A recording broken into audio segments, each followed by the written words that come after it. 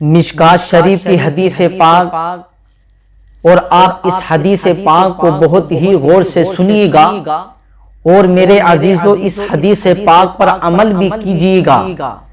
واقعی میں میرے عزیزو، جو انسان حدیث ہو یا قرآن شریف ہو جو دل کے ساتھ میں سنتا ہے اور اس پر عمل کرتا ہے تو میرے عزیزو پھر واقعی میں اللہ اس کی زندگی کو بدل دیتا ہے، پھر اللہ رب العزت اس کی زندگی میں نکھار پیدا کر دیتا ہے۔ میرے عزیزو واقعی میں ہم جب کسی محفل میں جایا کریں یا ہم کسی اللہ رب العزت کا ذکر ہوا کرے یا مصطفیٰ کریم کا ذکر ہوا کرے تو میرے عزیزو ہم اس محفل میں جب جایا کریں تو یہ سوچ کر نہ جایا کریں کہ ہم صرف تقریر سنیں گے اور مزہ لیں گے، بلکہ اس نیت سے جایا کریں کہ ہم اس محفل میں جا کر حدیث سنیں گے، قرآن سنیں گے، مصطفیٰ کریم کی باتیں سنیں گے، اللہ والوں کا ذکر سنیں گے تو ہم کچھ نہ کچھ اس سے حاصل کریں گے۔ اور اگر میرے عزیزو آپ کی یہ نیت ہوگی تو آپ اس محفل میں جائیں گے تو اللہ آپ کو اس محفل میں جانے کا ثواب عطا فرمائے گا، اور اللہ رب العزت آپ کی نیکیوں کو بھی اپنی بارگاہ میں قبول فرمائے گا۔ تو میرے عزیزو دیکھیے مشکات شریف کی حدیث پاک ہے، آقا کریم علیہ السلام نے ارشاد فرمایا، میرے آقا کریم علیہ السلام نے ارشاد فرمایا ہے کہ جس سینے میں قرآن نہیں ہے، یعنی جو قرآن کی تلاوت نہیں کرتا، جو قرآن نہیں پڑھتا، آقا کریم نے ارشاد فرمایا کہ جس سینے میں قرآن نہیں تو وہ ویران گھر کی طرح ہے۔ اللہ اکبر! یعنی جس کے سینے میں قرآن کی تلاوت نہیں، جو قرآن نہیں پڑھتا ہے، جو قرآن کی تلاوت نہیں کرتا ہے تو میرے عزیزو وہ دل ویران گھر کی طرح ہے، وہ سینہ ویران گھر کی طرح ہے۔ تو میرے عزیزو اپنے سینوں کو ویران گھر نہ بناؤ، بلکہ اپنے سینوں کو آباد گھروں کی طرح بناؤ۔ اور آباد کیسے ہوں گے کہ جب آپ قرآن کی تلاوت کریں گے، جب آپ قرآن پڑھیں گے تو آپ کے دل آباد گھر کی طرح ہو جائیں گے، یعنی اللہ رب العزت کا ذکر کرنے والے دل بن جائیں گے۔ تو میرے عزیزو معلوم ہوا، میرے آقا نے فرمایا کہ جس کے سینے میں قرآن نہیں ہے تو وہ ویران گھر کی طرح ہے۔ اللہ اکبر! میرے عزیزو ہم قرآن کی تلاوت کریں، اس لیے تو شاعر نے کہا ہے، آباد ہے وہ دل جس میں تیری یاد ہے، آباد ہے وہ دل جس میں تیری یاد ہے، جو یاد سے غافل ہو ویران ہے برباد ہے۔ اللہ اکبر! جس دل میں قرآن نہیں ہے تو وہ ویران گھر کی طرح ہے۔ اور میرے آقا کریم علیہ السلام نے تو یہ بھی ارشاد فرمایا، یہ حدیث پاک بھی مشکات شریف کی حدیث پاک ہے، میرے آقا کریم علیہ السلام نے ارشاد فرمایا کہ اپنے گھروں کو قبرستان نہ بناؤ، یعنی میرے آقا نے فرمایا اپنے گھروں کو قبرستان نہ بناؤ، اور شیطان اس گھر سے بھاگتا ہے جس گھر میں سورہ بقرہ پڑھی جاتی ہے، یعنی جس گھر میں سورہ بقرہ کی تلاوت ہوتی ہے شیطان اس گھر سے بھاگ جاتا ہے، شیطان اس گھر میں داخل نہیں ہوتا ہے۔ تو میرے عزیزو جس گھر میں قرآن کی تلاوت ہوتی ہے تو اس گھر میں شیطان بھی داخل نہیں ہوتا ہے، اور جس گھر میں قرآن کی تلاوت نہیں ہوتی ہے تو میرے عزیزو اس گھر میں شیطان بھی داخل ہو جاتا ہے۔ اور میرے آقا نے فرمایا کہ جس گھر میں قرآن نہیں تو وہ گھر بھی قبرستان کی طرح ہے، وہ گھر بھی ویران گھر کی طرح ہے۔ تو میرے عزیزو اپنے سینوں کو بھی ویران نہ بناؤ، اپنے گھروں کو بھی ویران نہ بناؤ، بلکہ اپنے سینوں کو آباد کرو قرآن کی تلاوت کر کے، اپنے گھروں کو بھی آباد کرو قرآن کی تلاوت کر کے۔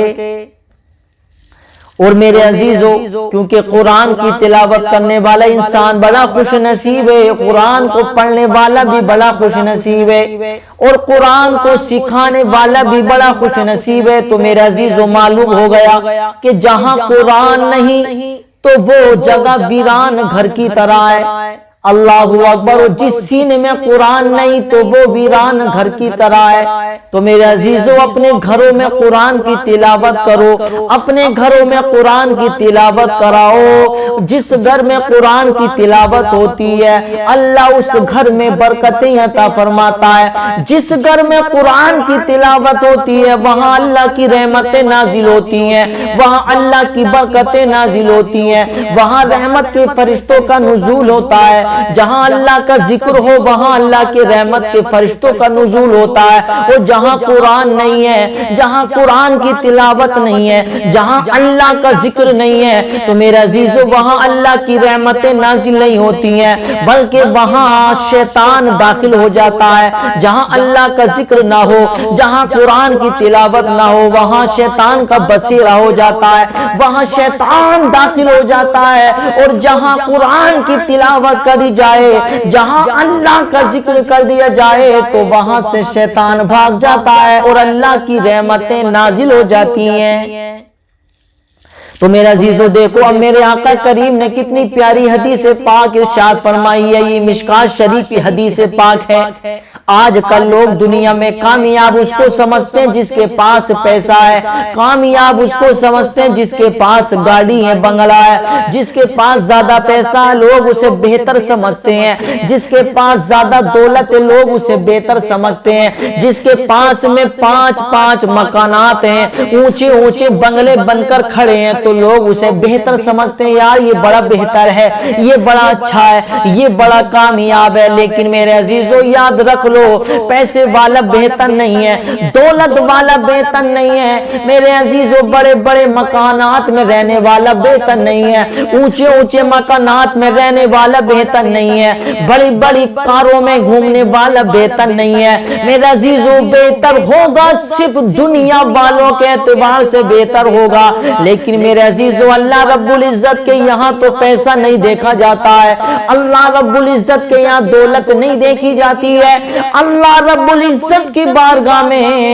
انسان کی دولت نہیں دیکھی جاتی ہے، مصطفیٰ کریم کی بارگاہ میں بھی دولت پیسہ نہیں دیکھا جاتا ہے۔ میرے عزیزو دیکھو میرے آقا نے بڑی پیاری حدیث پاک ارشاد فرمائی ہے، میرے آقا نے ارشاد فرمایا ہے خیرکم من تعلم القرآن وعلمہ، میرے آقا نے فرمایا تم سب میں بہتر وہ شخص ہے جو قرآن کو سیکھے اور دوسروں کو سکھائے۔ تو میرے عزیزو دیکھیے معلوم ہوا کہ بہتر پیسے والا نہیں ہے، بہتر وہ ہے جو قرآن کو سیکھے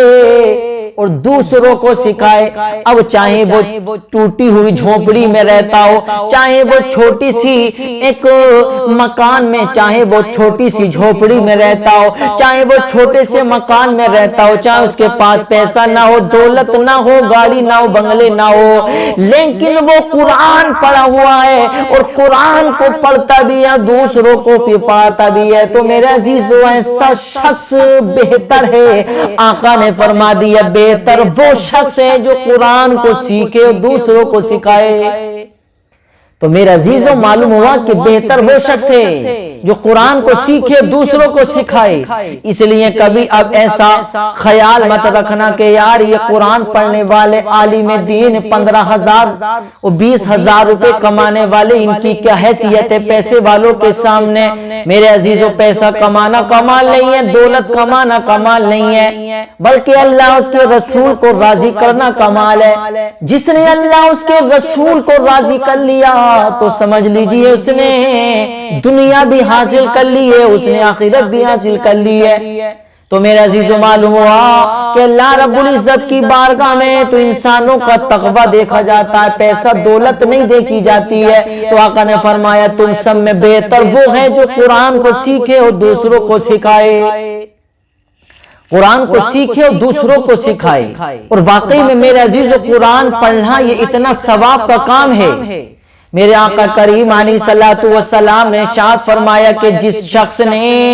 10 مرتبہ سورہ اخلاص پڑھی تو اللہ اس کے لیے جنت میں ایک محل تیار فرمائے گا۔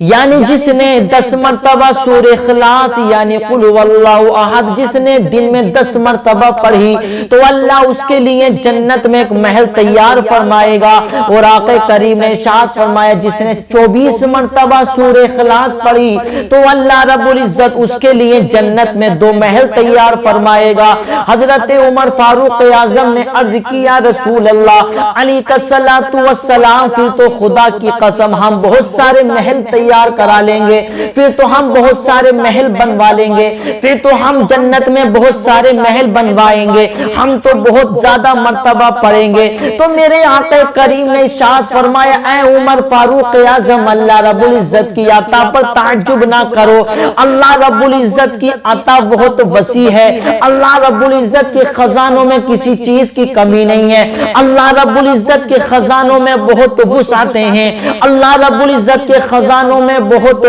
وسعتیں ہیں، اللہ رب العزت کے خزانوں میں کسی چیز کی کمی نہیں ہے۔ ارے یہ اللہ رب العزت کی شان و قدرت ہے اور تم اللہ رب العزت کی عطا پر تعجب کر رہے ہو۔ ارے اللہ کی شان تو یہ ہے اگر پوری دنیا اسلام لانے کے بعد اگر 1,000 مرتبہ بھی قل هو اللہ احد پڑھے تو اللہ ایک ایک کو اسی کے حساب سے جنت میں محلات عطا فرمائے گا۔ تو اللہ رب العزت کی یہ شان ہے کہ اگر کوئی 10 مرتبہ سورہ اخلاص پڑھے تو اللہ اس کے لیے جنت میں ایک محل تیار فرمائے گا۔ یہ میرے آقا نے ارشاد فرمایا۔ اور میرے عزیزو حدیث پاک میں آتا ہے میرے آقا کریم علیہ الصلوۃ والسلام نے ایک شخص کو قل هو اللہ شریف پڑھتے ہوئے دیکھا تو میرے آقا نے ارشاد فرمایا وجبت واجب ہو گئی۔ حضرت ابو ہریرہ نے عرض کیا ما وجبت یا رسول اللہ کیا واجب ہو گئی؟ تو میرے آقا کریم علیہ الصلوۃ والسلام نے ارشاد فرمایا قال الجنہ، میرے آقا نے ارشاد فرمایا جنت واجب ہو گئی، جنت واجب ہو گئی۔ تو میرے عزیزو دیکھیے جو قل هو اللہ شریف پڑھے اللہ اس پر جنت واجب فرما دیتا ہے، یہ میرے آقا نے فرمایا۔ تو میرے عزیزو ذرا سوچئے جو قرآن کی تلاوت کرتا ہو، جو پورا قرآن پڑھتا ہو، ارے جو ایک مرتبہ قل هو اللہ شریف پڑھے تو اللہ اس پر جنت واجب فرما رہا ہے۔ تو میرے عزیزو جو قرآن کی تلاوت کرے وہ جو قرآن کا پورا حافظ بن جائے تو اس کا عالم کیا ہوگا، اور جو قرآن کا حافظ بن جائے اس کا عالم تو یہ ہوگا۔ میرے آقا نے فرمایا ہے حدیث پاک میں آتا میرے آقا ارشاد فرماتے ہیں جو قرآن کا حافظ ہو جاتا ہے وہ پھر قرآن کے مطابق اپنی زندگی گزارتا ہے، یعنی قرآن پر عمل کرتا ہے، تو جب وہ دنیا سے جائے گا یعنی قبر میں جائے گا تو قبر کی مٹی حافظ قرآن کے جسم کو نہیں کھاتی ہے، بلکہ قرآن کا حافظ قبر میں جاتا ہے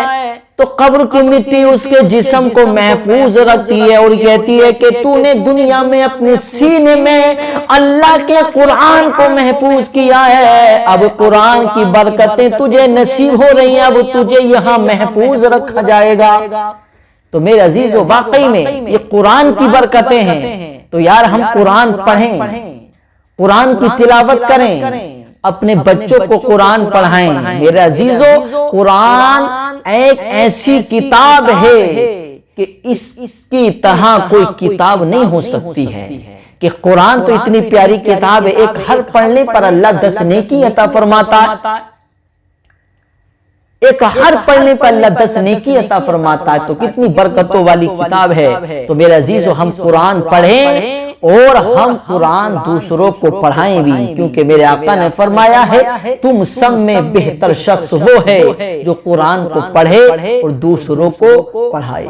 تو معلوم ہوا کہ قرآن کا پڑھنے والا، قرآن کو پڑھانے والا یہ سارے لوگوں میں بہتر ہے۔ میرے عزیزو پیسے والا، دولت والا یہ بہتر نہیں ہے، دنیا کے حساب سے بہتر ہوگا، لیکن اللہ اس کے رسول کے نزدیک سب سے زیادہ بہتر قرآن پڑھنے والا اور قرآن دوسروں کو پڑھانے والا بہتر ہے۔